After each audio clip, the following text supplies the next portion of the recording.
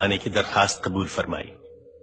آپ کی 12 کی 12 کتابیں اس وقت بھی میری میز پر موجود ہیں اور میں نے ان سے اس کیس میں بہت رہنمائی لی ہے۔ یہ فرمائیے کہ شرعی نقطۂ نظر سے کیا ایک مسلمان لڑکی کا غیر مذہب میں نکاح جائز ہے؟ اہل کتاب میں جائز تو ہے، لیکن ایسا نہ ہو تو بہتر ہے۔ وضاحت فرمائیے گا۔ ناپسندیدہ ہے خدا کی نظر میں، لیکن ناپسندیدہ تو شراب پینا بھی ہے، جھوٹ بولنا بھی ہے۔ ہم شرابیوں کو یا جھوٹوں کو اسلام سے خارج تو نہیں کر دیتے۔ اس بچی کے بیان کی جو نقل آپ نے مجھے عنایت کی تھی، میں نے اسے بہت غور سے پڑھا ہے۔ اس کیس میں تو جائز ناجائز کا سوال ہی پیدا نہیں ہوتا، کیونکہ یہ لڑکی تو مسلمان ہی نہیں ہے۔ کیا فرما رہے ہیں مولانا آپ؟ اس کے باپ کا نام حسین شاہ ہے، سید ہے۔ بس کیا صرف نام مسلمانوں والا ہونا کافی ہے؟ عیسائیوں کے ملک میں پیدا ہوئی، عیسائی عورتوں نے اس کی تربیت کی، نام عیسائیوں والا رکھا گیا، باپ نے بغیر شادی کے اسے مائیں لا کے دی، اور آپ اس پر یہ الزام لگا رہے ہیں کہ یہ غیر اسلامی کام کر رہی ہے۔ سبحان، یہ تو ویسا ہوا کہ کسی کے ڈاکٹر بننے سے پہلے آپ اس پر اعتراض کریں کہ اسے آپریشن کرنا نہیں آتا۔ تو آپ کے خیال میں قصوروار کون ہے؟ ایک ہیں اس بچی کے والد صاحب، اور دوسرے ہیں ایک محترم مولانا صاحب، جنہوں نے اسلام کی ایک نہایت غلط تصویر دکھا کے اس بچے کو جذباتی کیا اور اسے ثواب کا لالچ دے کے اس سے گناہ کروایا۔ وہ آپ یہ کہہ رہے ہیں کہ ایک باپ اپنی بیٹی کی شادی اپنی مرضی سے نہیں کر سکتا؟ صرف اپنی مرضی سے ہرگز نہیں۔ اور اسلام ایک لڑکی کو اپنی مرضی سے شادی کرنے کی اجازت دیتا ہے؟ اجازت؟ حق ہے اس کا، پیدائشی حق۔ حدیث کی کتاب کھول کے دیکھیے، ناسائی والیوم 2 چیپٹر کتاب النکاح ورق نمبر 403۔ نبی کریم صلی اللہ علیہ وسلم کے پاس ایک عورت آئی، کہنے لگی یا رسول اللہ، میرے والد نے مجھ سے پوچھے بغیر میری شادی کرا دی تھی، مجھے اپنا خاوند پسند نہیں ہے، میں کیا کروں؟ ایک لمحے کا توقف کیے بغیر آپ نے فرمایا میں ابھی تمہارا نکاح ختم کیے دیتا ہوں۔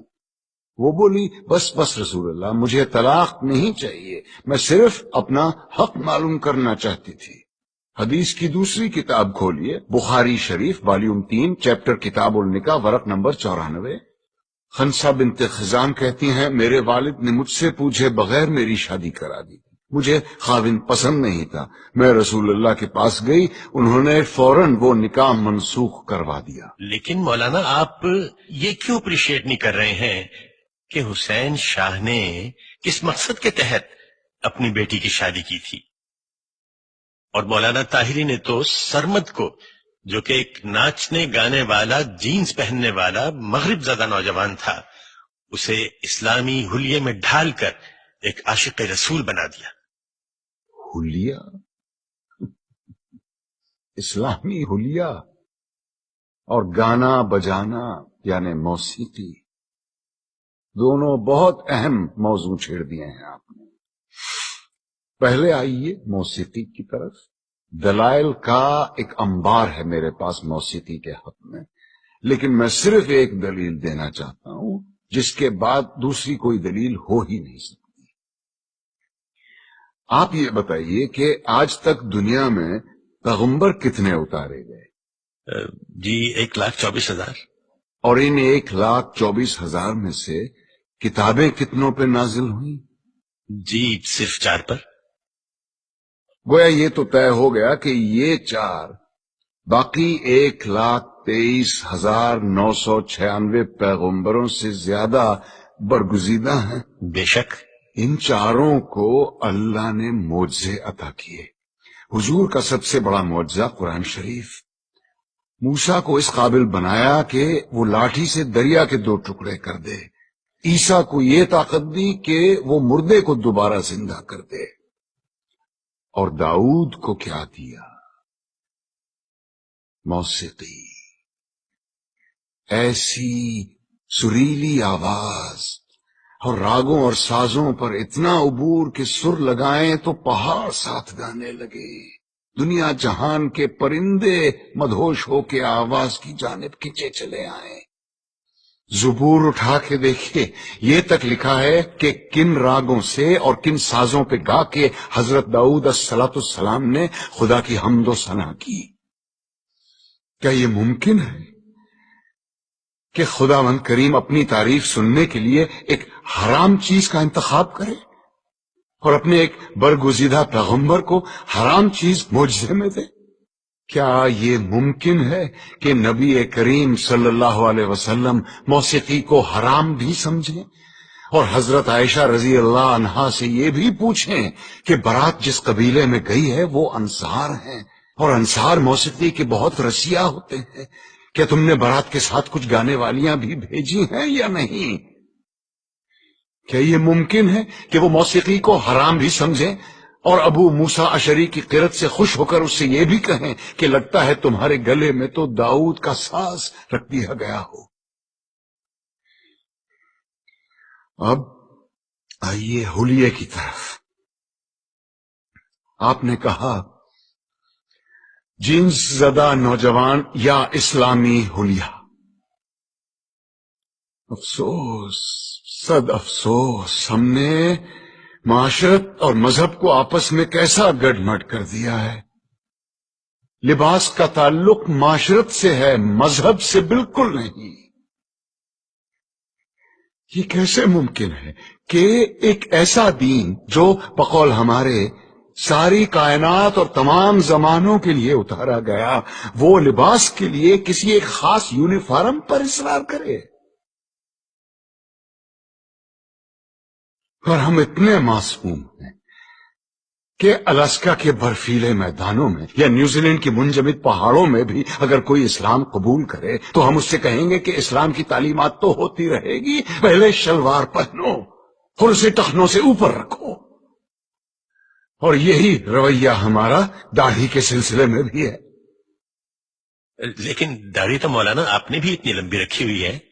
الحمدللہ، مگر اپنی مرضی سے رکھی ہے، دین نے فرض نہیں کی مجھ پہ۔ دین میں داڑھی ہے، داڑھی میں دین نہیں۔ سنت موقدہ ہے، رسول اللہ کی تھی، جو عاشق رسول ہے وہی داڑھی رکھتے ہیں۔ بالکل درست فرمایا آپ نے، لیکن داڑھی عشق کا آغاز نہیں، انتہا ہے بیٹے۔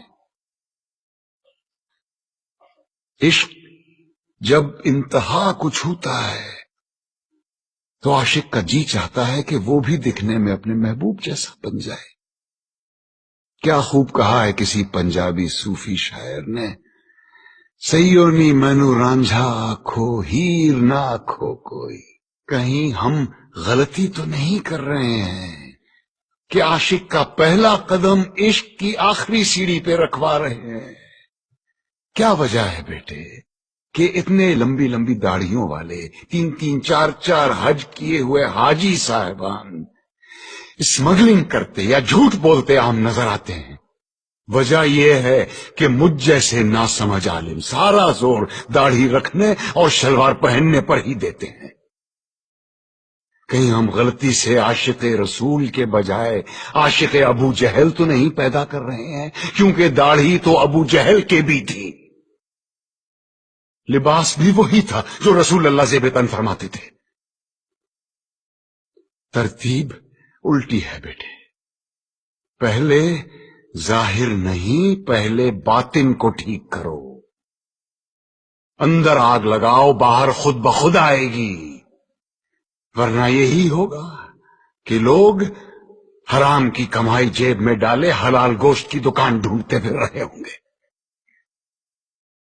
اسلام یا میوزک اور اسلام یا پتلون میں سے یا نکال دو۔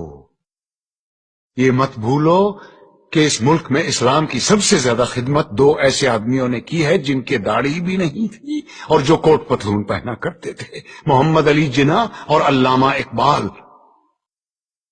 آج تم بڑے فخر کے ساتھ ان دونوں کے نام کے ساتھ رحمت اللہ علیہ لکھتے ہو۔